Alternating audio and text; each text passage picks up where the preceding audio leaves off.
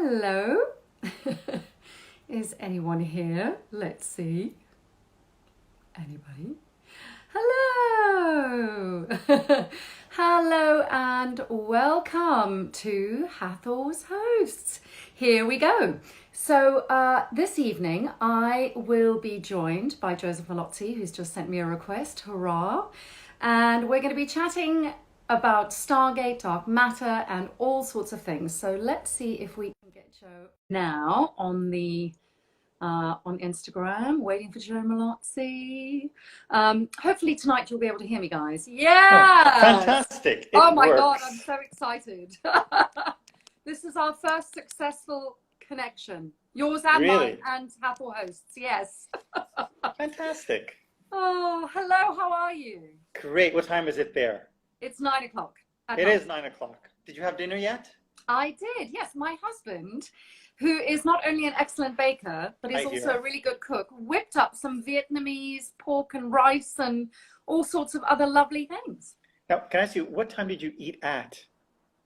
Well, when's dinner time? Yeah, so normally we eat like 7:30, 8, sometimes 8:30 in the summer. But when I'm doing these, I like to eat like kind of 7:15-ish, like between 7 and quarter past. I want to be done for at least an hour. So what time? It's 4 o'clock with you, right? We'll just start. It is. It is. Not quite dinner for me. Yeah. Not yet. How is your day going so far? My day goes pretty much like every other day. Great, I would say. Great. Good. Well, with that, shall we jump right in? Can you hear me okay? Everything all right? I can. Yep. Excellent. So my first question is, I want to know what sort of a boy you were. What were you like as a kid? I guess I was a nerd. I was very much into comic books and sci-fi. And I think my mother didn't really like the fact that I was into comic books. So but she knew I liked to read. So she bought me a lot of sci-fi novels, like the classics, like Asimov and Arthur C. Clarke. Right. And that's how I think I developed really my love for sci-fi and sci-fi storytelling. So, but I mean, as like, I want to say most kids my age at the time, very much into comic books, into Stargate, not Stargate, Star Trek, Star Wars, Dungeons and Dragons. Right. And was the writing something that you always did, or was that something that you were led to later on in your life? No, actually, it's definitely something I always did. I used to write short stories. I remember in grade 4 writing short stories. I was very much influenced by, Bradbury and O. Henry, and I would write these like short horror stories that would horrify my teachers at the time. And then I remember writing my first novel, a terrible sci-fi novel, in 5th grade. I remember basically it was out on kind of loose leaf paper. And I always enjoyed writing as a kid, but my mother always, when I told her I wanted to be a writer, my mother would say, well, people don't become writers. That's not really a career, but you can be a lawyer and maybe write on the side. And, it took her a while to sort of bring her around. Has she come around now? She has definitely come around now, yes. Good. So what was your first kind of paid writing gig?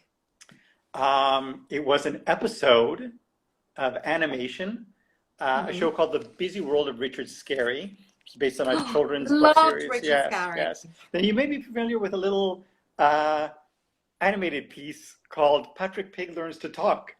If not, I'm sure you'll look it up. No. It was. I remember I wanted to write. And I was looking to get into screenwriting, and I ended up sending out at the time 100 resumes to various production companies, just looking to get my foot in the door as a reader.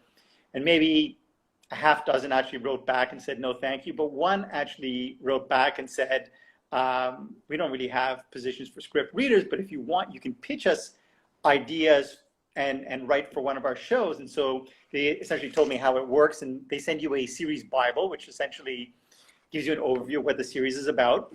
Yeah. And they'll say, look, here's, for instance, one of the short stories or from the book, pitch an idea for how you would like to present a script. And so I came up with, I think, 3 to 5 ideas, and they chose one, and that was my first gig. And I remember that I made, I think, $3,500 in my first year as a writer, and I was like, oh my gosh, if I can double that next year, I'll be so pleased. And I did, and then I kept doubling it. So unfortunately, basically, the growth has not been exponential. I have not been able to double my my annual intake over the course of my entire career, but I think I've done okay.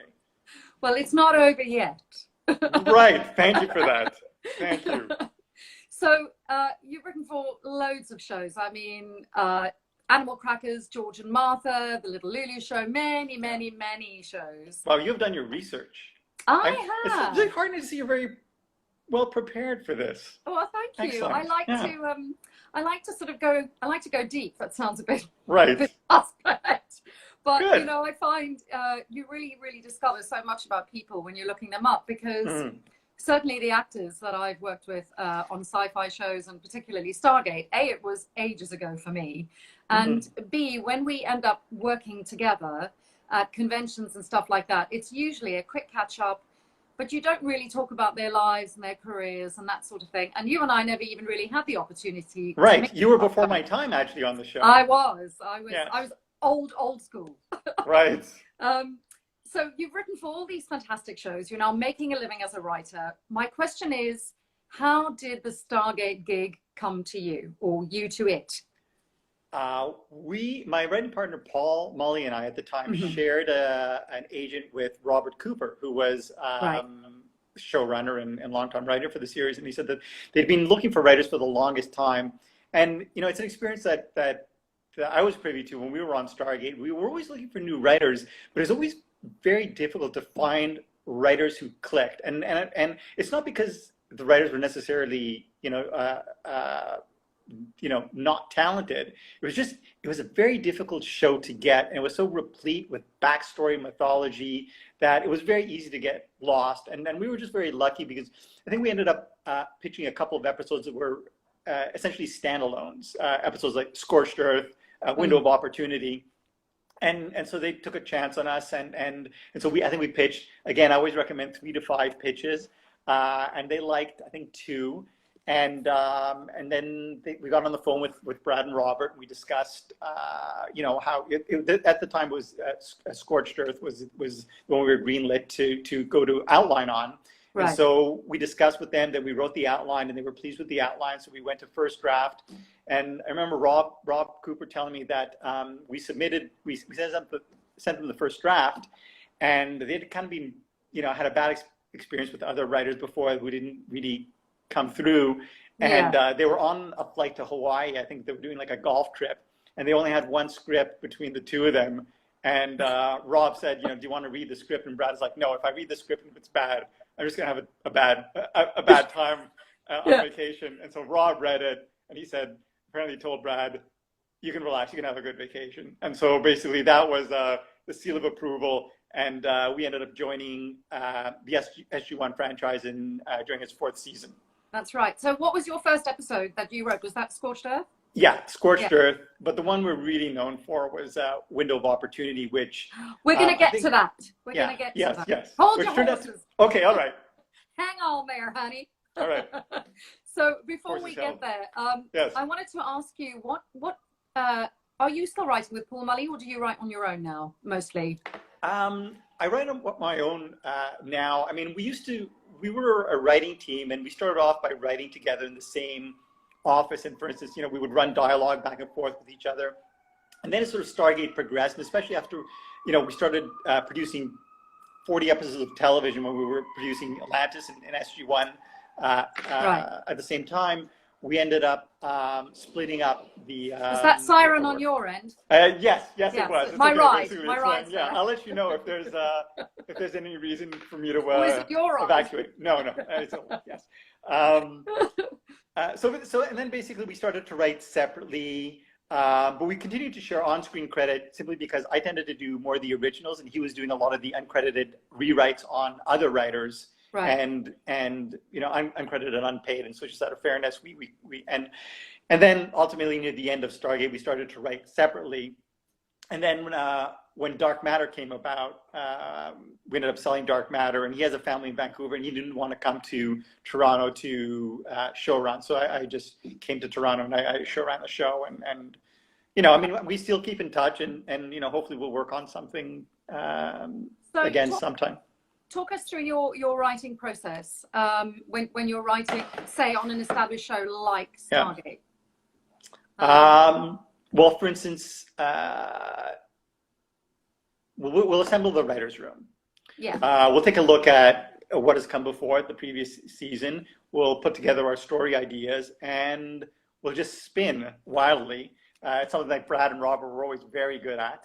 Right. And then we'll pick an episode and we'll break it in the room. And so essentially you break it down by acts, you break it down by the individual scenes within each act, and usually the individual beats within each scene. And then once you do that for maybe, 3 or 4 weeks, everyone goes their separate ways. Everyone is assigned a script, and they deliver an outline, they receive notes, they do a revised outline, and then they get the green light to move to first draft. And and so it goes, and from first draft to second draft to polish, and then hopefully production draft, and then it's smooth sailing after that. Is fun of saying. And during a production week, or however long it takes to shoot that particular episode, I know you eventually, well, not eventually, quite quickly became an executive producer on the show. But when you're the writer, are you on set and very hands-on in that kind of shooting week? It really depends on the production. One of the great things about Stargate was that Brad and Robert were firm believers in promoting from within, and helping people grow. Like, I think Andy Makita started as a unit manager, and before he was a director. In the case of Paul and I, we started as co-producers, and we were simply writers. But Brad and Rob were very good about inviting us into editing, and having us sit in on all the meetings, so that ultimately in like a couple of years, we became supervising producers, and ultimately co-executive producer, executive producers. And near the end of Stargate's run, there were like 5 or 6 writers, but we were all de facto showrunners. So we were all running our own episodes, meaning we would write the scripts, we would head all the concept meetings, the general concept meetings, the production meetings. We would oversee production as much as possible, but usually just because there were so many scripts to write, we rarely went down to set, and we had like a rotating set of directors, like Andy Makita, like Will Waring, who basically we could trust to do quality control. So we didn't really have to be there, which good or bad, I don't know. With the case of Dark Matter, it was the same way. I was upstairs doing rewrites, and I had my on-set producer Ivan Bartok on set, and if there was ever any issue, he would get on the phone and give me a call, and usually I ended my day early. I would just go down to set and sit on set whenever I could. So as a producer, as a writer producer, you kind of wear many hats. Yeah, of course. In doing my research, one of the things that I read you had said, or it came up quite a lot, and I think it's such an interesting phrase, and it sort of sums up, I think, the kind of whole vibe and deal on Stargate, and that is, you said viewers will tune in for the hook, but stay for the characters. True. And so with that in mind, when you are writing something, are your characters your starting point? If it's an original piece, I mean, Stargate, obviously you joined when it was already the lead characters have been established. The starting point is always the hook, because at the end of the day, I think, I'm always better on the page, to be honest with you. Whenever I go in pitch, I hate to pitch, because any pitch will never really do justice to the script. I feel if it's a really good script. And so, like in the case of Dark Matter, it was very much the pitch, but I had the idea, the characters in my head for such a long time. So I mean, they informed the pitch, but really the idea or the hook leads. But like I said, it's really characters that keep audiences coming back, and it's something that I find kind of surprising in a lot of genre television today, is in that a lot of the shows that get greenlit are very grim, or I think they're very I guess, plot forward. I mean, the characters feel secondary, which I think is mind-boggling, because I look at shows, and I always keep on bringing this up. I mean, it's Stargate, it's Star Wars, it's Star Trek. Yeah. The fact that essentially fans or viewers are tuning in with their second family. Exactly. And that's kind of the recipe I brought to Dark Matter. I knew, sort of like my experience on Stargate, and being a huge sci-fi fan, this is the type of show I would like to see. You know, unfortunately, a lot of the executives making the decisions aren't real fans, or don't really get sci-fi. I mean, another genre show I bring up is Supernatural, which I think is great. I mean, it actually had a family at its core, these two brothers. Yeah. And, you know, again, it was like a show that much like Stargate, had an undercurrent of humor, which I think is always important. And they got it, and they ran for, I don't know, what did they do, 18 seasons? Yeah. And yet, you know, a lot of executives still don't get it, which is surprising. Well, that's a whole other conversation about executives. Yes, yes. Do you find that it's easier to write for an actor that you know? For example, you've been quoted quite a lot, and again, in lots of interviews that I listened to and read, you often brought up the wonderful David Hewlett and his character McKay. Did your character and the way you wrote for his character, was that informed by the fact that you knew him or got to know him, or was it the other way around? Was the character kind of there on the page, and then the brilliant David brought it to life?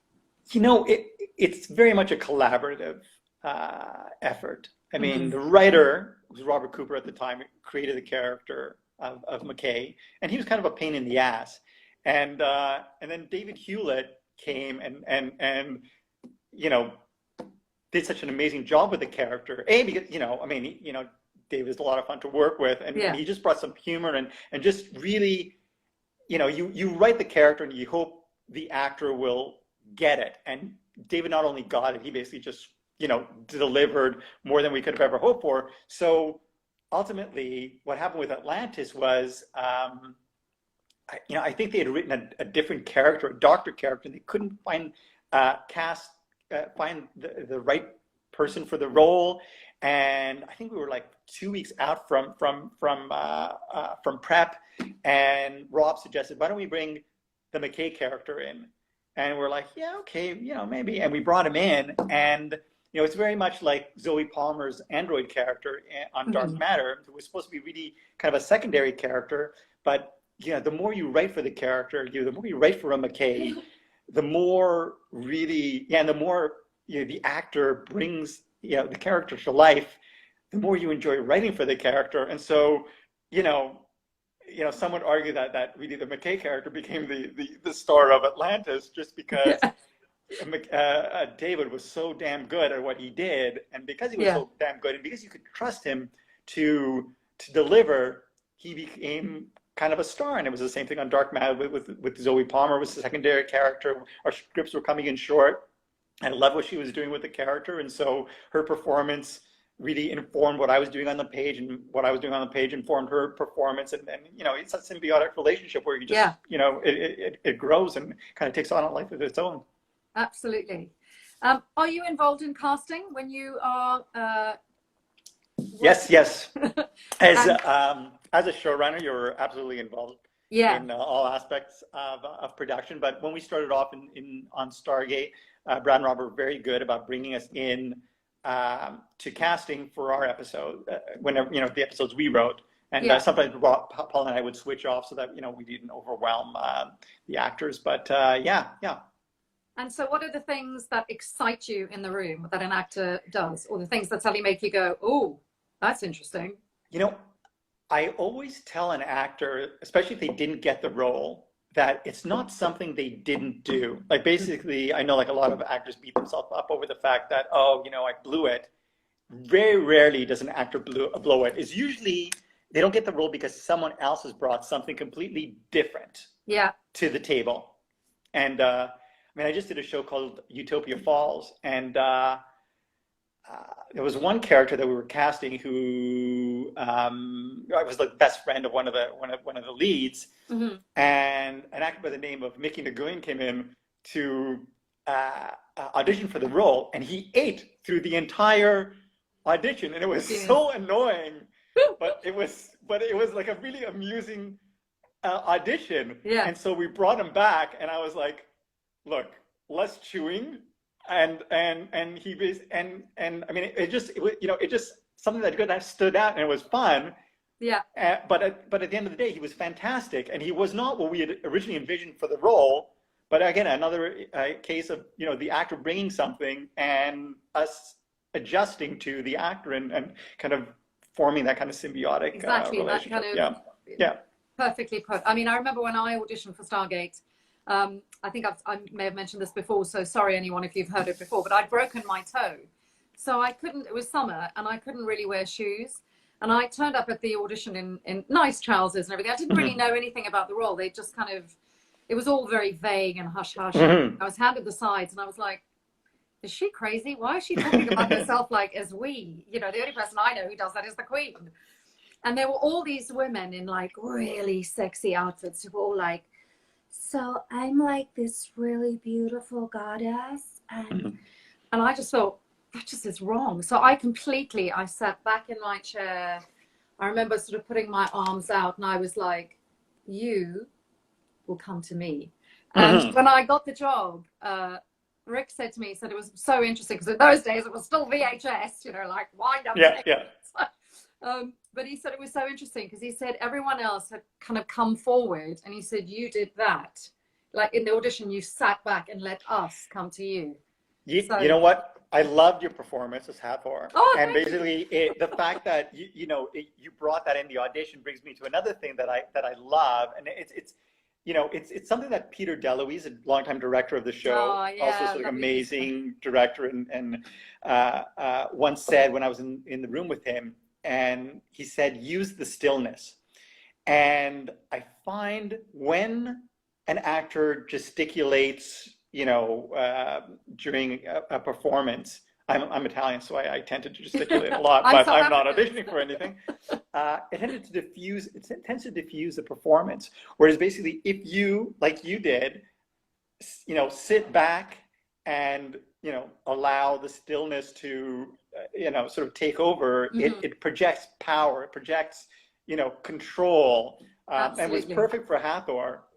But for any audition, that's something that I absolutely recommend, and just something actors can be mindful of. Yeah.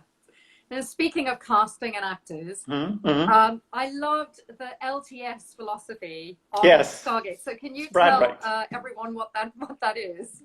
I think it was my first season on the show. We were looking to cast, and we would always get Paul Weber, who was our casting director at the time out of LA, great guy, would send us a list of potential actors for the roles. Yeah. And I remember seeing an actor who I liked, and I was like, how's about so and so?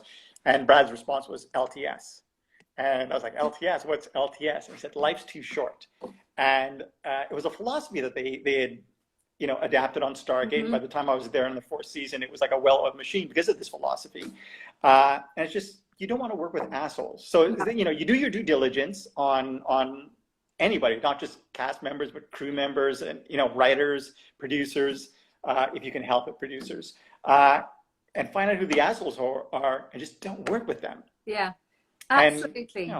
And it just made such a happy work environment. I mean, exactly. I wasn't there that long, but it truly is still one of the jobs that I remember with such joy and happiness, because there weren't any assholes on set. It was great. And that's something Brad and Robert, felt was very important, something that I learned on the show. And then I went and did another show after Stargate, and it was completely the opposite. People throwing each other under the bus. Paul and I went in very naive. We thought, well, Stargate, this is the way things are done. Yes, they weren't. So basically, when I got my own show, Dark Matter Greenlit, I vowed that it would be very much like Stargate, and it was basically, we worked hard. It was a pleasant on-set atmosphere. One of the things that always heartened me was when guest stars would come up and say, this is such a great atmosphere. They mentioned 2 other shows that shoot here in Canada, Kim's Convenience and Murdoch Mysteries. Right. There's 2 other shows with really great, positive on-set atmosphere. And more than anything, that's one of the things that really I took away from my experience on Dark Matter was the fact that, everybody had a good time. It was hard, but we had a good time. And that's important. It really is. So this brings us nice and neatly to window of time. Window of opportunity. Window of opportunity. Not such good research. Window of time. That's the other episode, right? That's the In that's fact, the actually. one that you're writing now. Spoiler alert. Yes. Window of opportunity, which is so often quoted. Again, in my research, it came up so often as like one of the all-time favorite episodes. And you've said a few times that you really love a time loop episode. I do. Or you love a time loop idea. So it's a really effective device, particularly in sci-fi. Can you tell us why that is? You know what? There are certain sci-fi tropes, and the fact that it's trope is not necessarily a bad thing. I mean, I remember when we first pitched Window of Opportunity, it was very different. There was a loop, but it was like a very dark story. It took place off-world on a planet, and Rob Cooper was giving us notes, and it's like, no, it should take place on the base, it should be funnier, and this and that. And I was like, finally I was like, we're just doing Groundhog Day. And he's like, yeah, do Groundhog Day. And so I was a bit dubious at first, but I realized ultimately that you can do the trope, but what makes it special is that it's our characters who are in the story. So essentially, O'Neill and Teal, who are the least scientific, individuals, are the two who are stuck and have to figure things out. And so, it's a lot of, time loop episodes just give you the opportunity to play with the humor, to basically kind of repeat beats. It's kind of funny that one of my very first episodes of television was the time loop episodes for Stargate, and then one of my I want to say my last, but it was a couple of years ago, my later episodes was the time loop episode for Dark Matter, and in that instant, I actually ended up watching about like a dozen time loop movies and like 24 time loop episodes of like every genre show has done time loop episodes. Star Trek, Next Generation, X-Files, Supernatural, Xena. Like I watched them all, and then distilled a formula that I ended up writing a blog post about. But essentially, I ended up using for that Dark Matter episode, where basically you take the established tropes and you kind of turn them on their ear and tell a story that's special to these characters. Yeah. It's and somebody's just written the kiss, because of course endless discussions. We'll get back to the kiss if we can in a little while. So when SG1 finished and then you moved into Atlantis, was that liberating, writing for a whole new set of characters, or was it slightly daunting knowing the show's SG1's history? Neither, to be honest with you. I mean,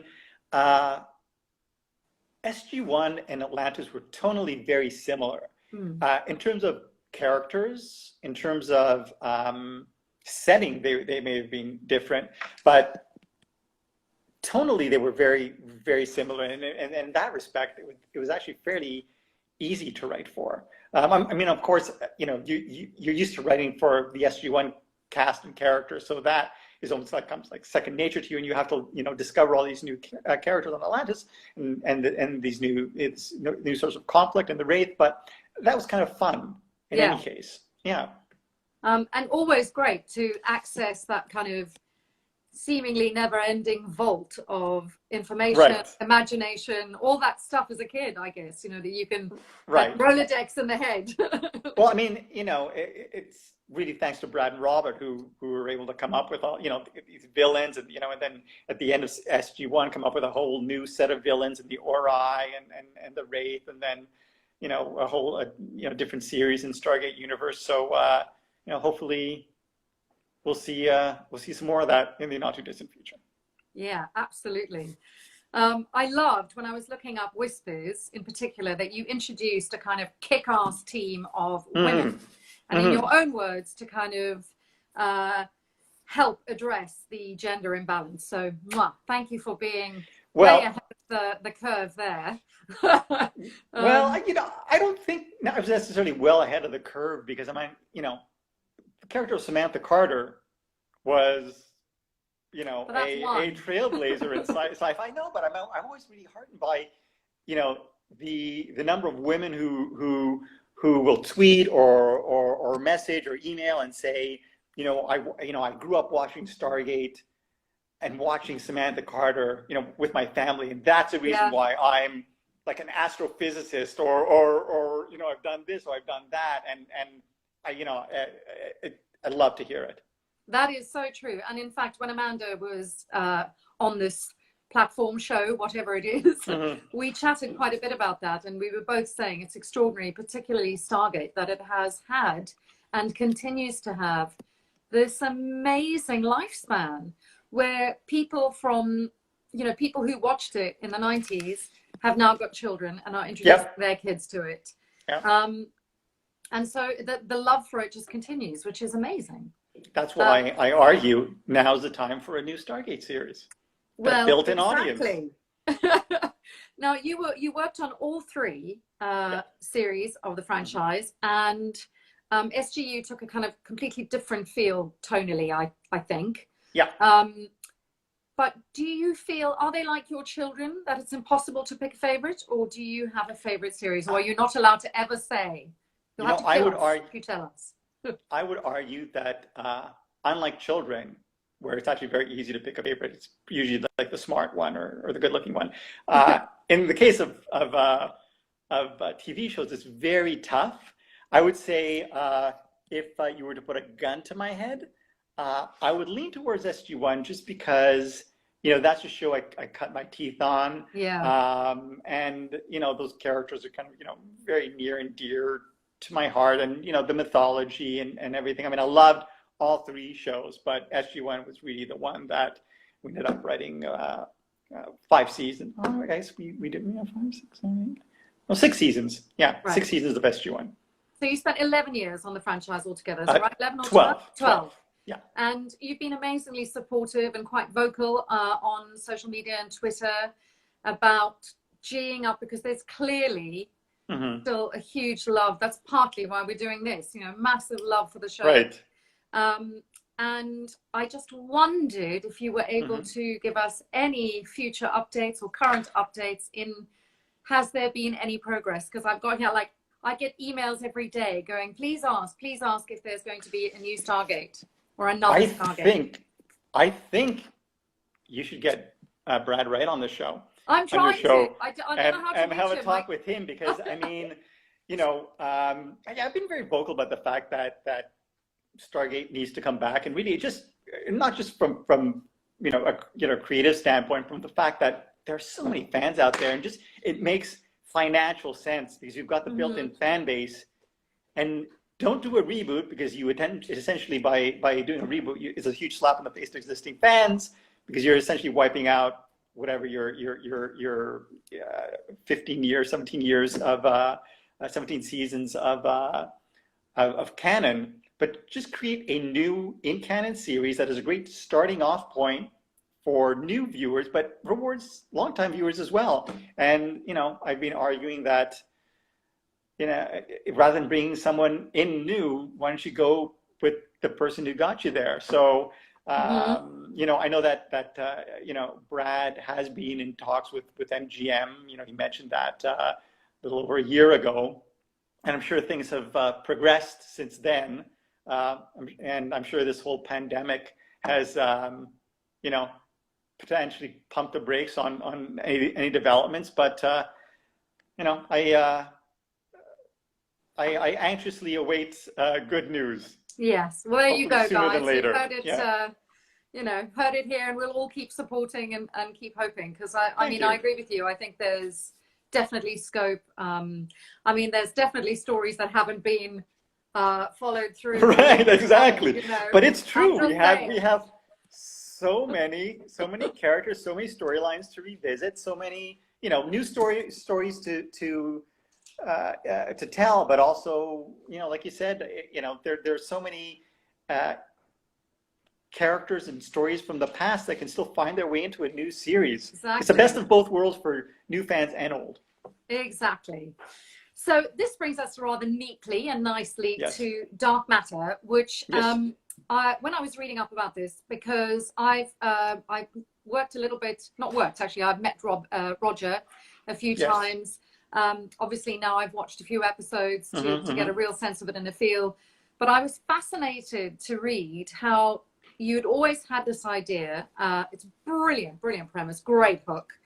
And then at the end of Stargate, it just didn't feel like the right time because Netflix were kind of doing their own thing and sci-fi had sort of clamped down on space-orientated programming.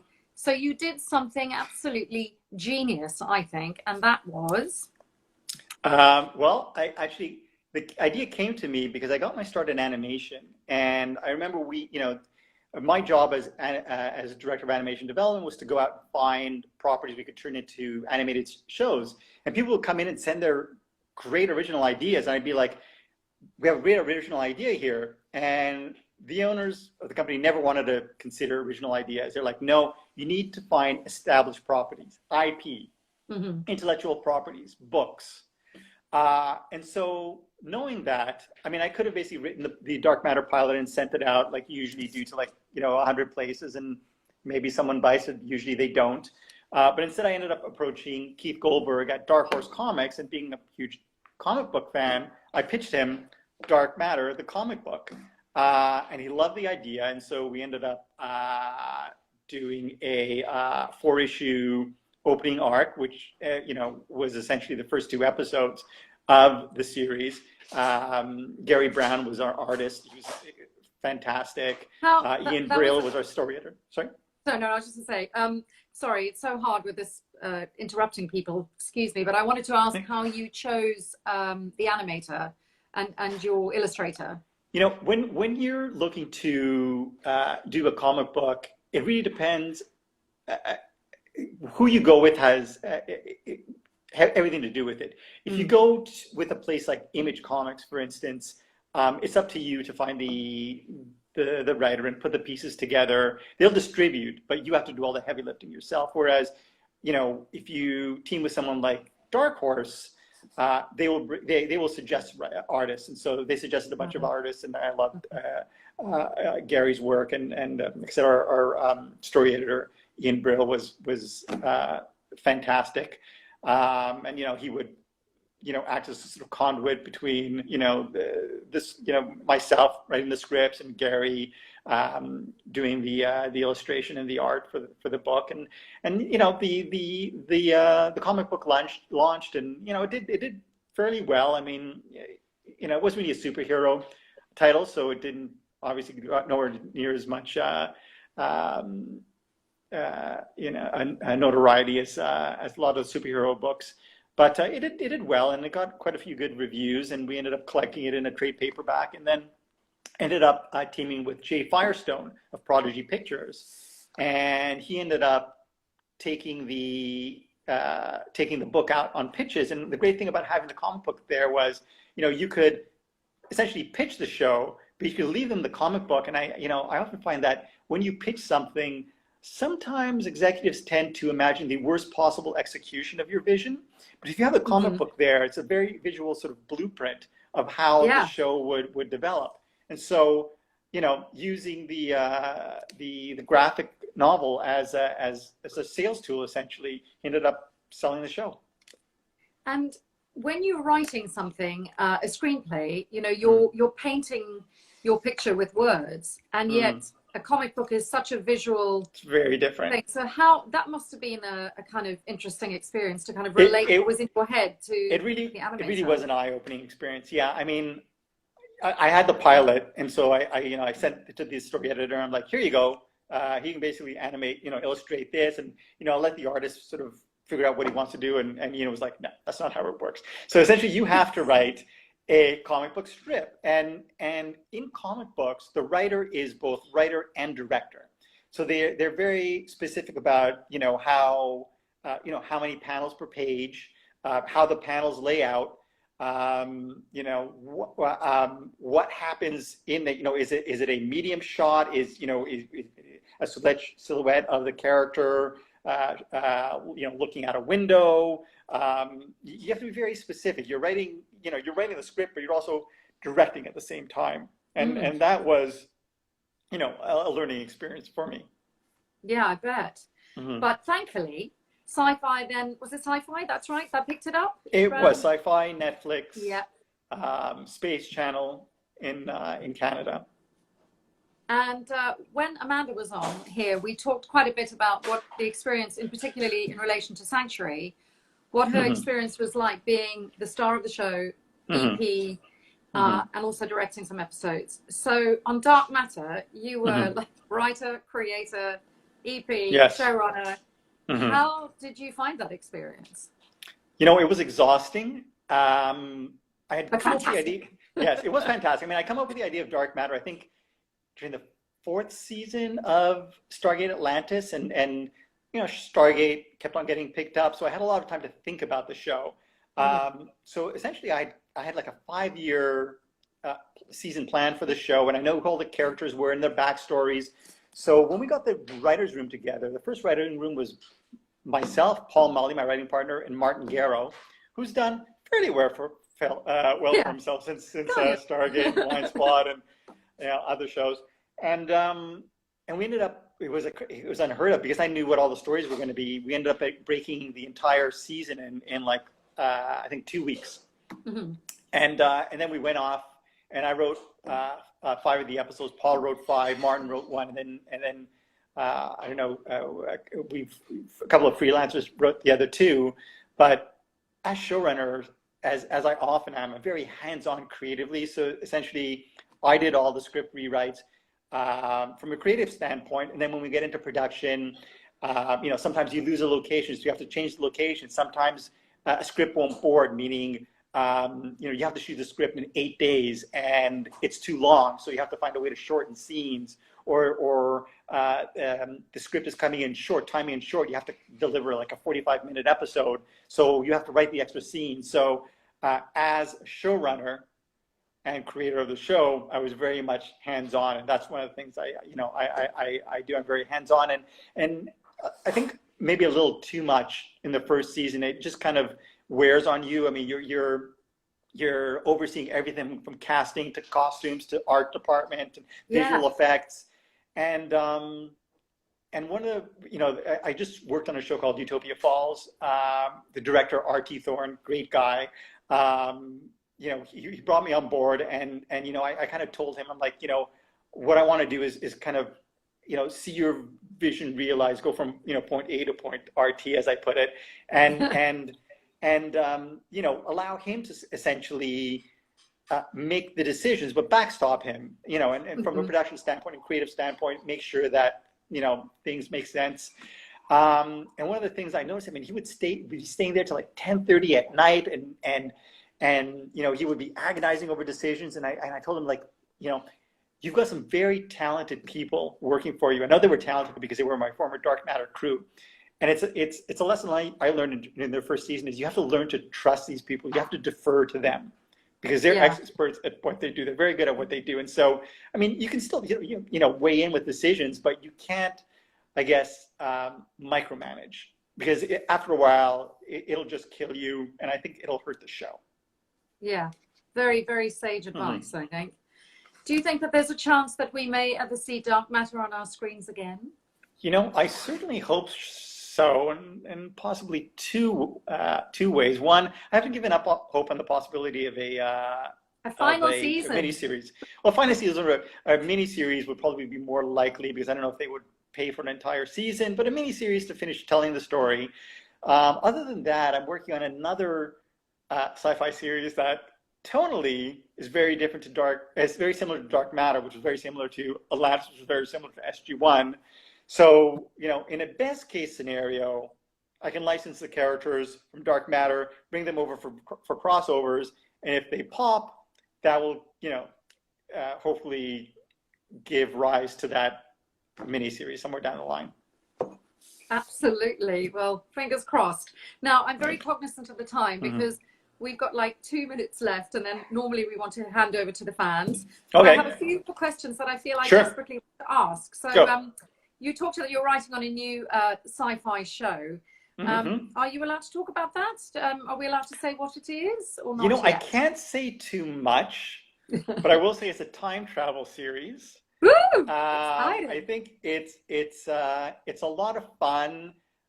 If you're a fan of episodes like Window of Opportunity on Stargate, or in Dark Matter episodes like All the Time in the World, which was another time loop episode, Isn't That a Paradox? They're kind of the funnier episodes. So this series is a bit more humorous. There's a family. I call them a family. They're not actual a family, but it's sort of like SG-1 was a family, like the Atlantis expedition was a family, like the crew of the Razan Dark Matter was a family. There's a family of 4 characters, one alien and 3 others, and they're not the best of people. You would say sort of like our Dark Matter characters, but they have the best of intentions, and I think it's a show that is a bit more grounded than Dark Matter. It's more a near future than far future. But I think it's a show that will hopefully resonate with audiences. And if you love SG-1, Atlantis, and Dark Matter, you're gonna love this show eventually. Exciting. Well, now I see that lots of people are typing the name in, but you've not mentioned it by name. Oh, so sorry. The name of the show is Timescape. Okay, excellent. Yeah. Well, I can't wait. In terms of Utopia Falls, I think they did something quite unique, didn't they? In that they combined science fiction and a medium that's never been put together, and rap. Yeah. Yes, hip hop. I met the creator R.T. Thorne at a Directors Guild event, and he was so complimentary about Dark Matter that I ended up having lunch with him for 2 hours, and he ended up pitching me this what I thought was like a crazy idea about sort of hip hop and sci-fi mix, and he was going to go pitch it to Hulu, and I was like, well, good luck. I mean, it's very ambitious, and I love the fact he was so ambitious and passionate about it. And 2 weeks later, he was like, Hulu picked up the show. I need a showrunner, and I thought he was asking me for a recommendation. I'm like, I honestly don't know who would be good for this show, and he was like, no, you'd be perfect. And I'm like, no, I'm not hip hop, and I didn't at the time. I didn't really want to sort of do someone else's show, but he's like, well, why don't you just come in and meet the production company and just talk to them your feelings about the show. So I was fine. I ended up meeting Andrea Garofalova at Sonar, who was fantastic, and I was just it was a bit of tough love. I was like, this is I see that for the show, this will be my approach. This is what you have to do, and good luck. And then they made, I got an offer, and I told my agent, I don't really know the show's for me. And he's like, well, just counter. And if you were going to do the show, how would you get it done? And one of the reasons I was reticent, beside the kind of the musical aspect, was because, I knew it would be a very challenging show. So I said, look, fine, if I can bring in my Dark Matter crew, my on-set producer, Ivan Bartok, my line producer, Robbie David, my production designer, Ian Brock, then I can do the show. And so they said, fine. And we ended up doing the show. And it was tough, but it was fun. It was fun. Yeah, and music is so important, I think, anyway, when putting something together. I read somewhere, I don't know if this is true, that you had an idea to do a musical episode of Stargate. Whenever someone, like either a fan or one of the writers, comes up with like a crazy idea, I always say, like season 6. That's when we'll do the musical episode. So I wasn't that serious. To be honest with you, I'm not a huge fan of musicals, but I did think about it for Dark Matter because the entire cast sings. So it was a possibility, but I know, not a fan of musicals. I know, no, it's all right. I'm only teasing, but I mean, it is astonishing that I was in a science fiction musical 2 years ago. All set. It's called Fanatical, and it's sort of set in a convention, but then the fans end up kind of doing the story. And every time I am at a convention, because of course people recognize those scenarios and themselves, people loved it, absolutely loved it. Somebody's saying, need Michael Shanks for the musical with Suanne. Yes, I bet I'm he all has for that. I bet Michael sings like an angel. I'm sure he does, as do I. No. Well, merci beaucoup. Merci De rien, beaucoup. de rien. Okay, we're going to hand over to the fans now. I've got some questions that people All right. emailed in. I still feel like I've only covered a quarter of what I really wanted to, but we're going to run out of time. So, all right. First question is, what is the one episode or scene in SG1 that you're most proud of writing? That's a tough one. I guess the one I'm most proud of, and it may seem weird because it's really like maybe like a nothing scene, but there's an episode called Ripple Effect, in which there's a space-time breach, and alternate versions of SG1 start arriving at the SGC, and like there's a bad version of SG1, or bad, a little more mercenary version of SG1 dressed in black, and they end up on a ship with our version. And there was a point in the script where they have to do a reversal, where they have to escape from the room and turn the tables on the mercenary SG1, but basically they both know what each other would do. And so at the time in the outline, I just put it at TBD, meaning to be decided. And I figured when I write the script, I'll have to come up with something. And when I came time to write the script, I actually came up with what I thought was like a really fun idea. And it was a basically kind of a twisty, turny. We knew that you would do this, so we did this because you would do this. And it was a kind of a fun twist that I mean, once you sit down to write the script, you have no idea. And it's terrifying because you could basically run up against the wall. But as it turns out, it kind of came to me. So basically that scene, I like to call it the Ben Browder underwear scene in Ripple Effect. Well, there you go, guys. You heard it here first. Which character was the most difficult to write and why? Stargate character, they've said, sorry. The most difficult to write. Huh.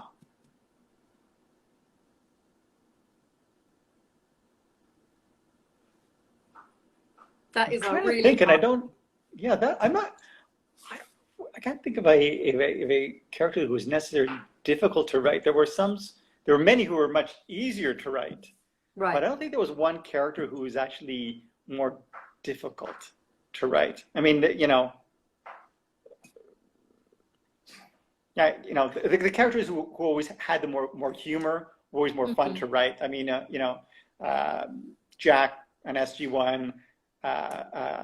McKay on Atlantis, and David Blue's character Eli on Universe. Fab. Somebody said, I've always loved how much you've always stood up for the Sam Jack ship. I know there was supposed to be a scene in the sadly never realized third SG1 movie that made it pretty clear they were indeed an item. That is, that it would finally give us an on-screen confirmation. Is there anything you can tell us about that scene? That was a script co-written by Brad Wright and Carl Binder that would have made the I think the Stargate program public, Stargate Revolutions. I think it was a dinner scene between Sam and Jack that made it very clear. All I can say, I mean, basically, because like the Stargate Extinction Atlantis script that we wrote, it's sadly I don't think it will ever be produced, but hopefully, if there is a fourth season, there may be still opportunity for that confirmation. Ooh! Dun, dun, dun, dun, dun. Let me see, where am I? Do you list your stories, so if not used in an episode or a show, that you can use them in others, I presume in other shows? Sorry, what do you mean? So the question is, do you list your stories? I think what they mean is, do you make lists of ideas for storylines? And then if you don't use it in an episode or a series, that you can use it for another one, for another series or show. Yes. That's kind of tough because a lot of, I remember when Paul and I completed our first season on Stargate season 4, and we were tapped out of ideas. I mean, we come up with all these like great one-off ideas. And we thought, I don't know how we're going to come up with ideas for an entire new season. And we realized that one of the things that made it actually easier as the show went along was the mythology and the backstory and the relationships that you develop. There's kind of almost like an endless wealth of ideas to draw from. So really, it comes from past history of the show, but also from characters. So those are really where most of the ideas come from. So it's very rare that we would come up with like an idea like, oh, I want to do, they steal a penguin episode, and they're like, oh, we can't do the steal a penguin episode in SG1. I'm just going to set this one aside. Usually the stories come from the characters, come from previous episodes. Okay. Somebody wants to know, where did you get the awesome poster behind you, or posters? I can't see it. Here we go. I'm going to give you a little, basically, yes. This is the artwork of Michael Cho, who is a big comic book artist. I picked up his prints. I'm just going to bring you over here to check out. This is Alex Ross. Wow. I'm a big fan of villains. I don't know if you can see. No, sorry, you can see that. Yeah. And then, sorry, over here. This is my dog's artwork, Suji. Suji has a lot of love. Yes. And then over here, I'll just kind of bring you right by it. This is the Alex Ross Crisis on Infinite Earths G clay that I picked up at San Diego Comic-Con a couple of years ago. So basically, yeah, I'm a big comic book guy. Oh, I love it. We are about 3 minutes before Instagram is going to cut us off. So I'm going to give you one final question, which is, do you have any advice for those who have experience in writing stories and scripts, but just can't seem to find the break that they need to get recognition from the industry? I think the best thing to do is really go to those events, those industry events, make connections, because that's how you get your foot in the door. And try to get introductions to agents, try to get introductions to like other writers, other directors, other producers, and if you can, really if you get your foot in the door, to take meetings with broadcast executives. Yeah, I know it's easier said than done. And it's something that I always loathed. I'm not really a party guy, but if you can reach out and make those connections, slowly but surely, kind of you build those relationships and you get the opportunity to sort of get your chance eventually. Yeah, and I think also don't give up. Particularly right, exactly. Yeah, people are really open, much more so than they were, say, 10 years ago, because of social media.